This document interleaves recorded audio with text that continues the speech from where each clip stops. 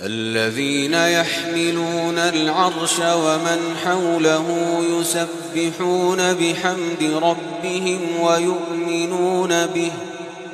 ويؤمنون به ويستغفرون للذين آمنوا ربنا وسعت كل شيء رحمة وعلما فاغفر للذين تابوا واتبعوا سبيلك وقهم عذاب الجحيم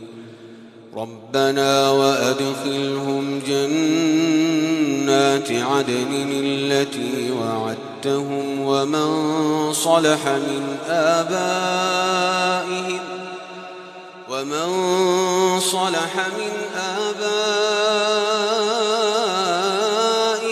وأزواجهم وذرياتهم إنك أنت العزيز الحكيم وقهم السيئات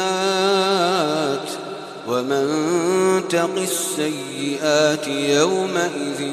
فقد رحمته وذلك هو الفوز العظيم.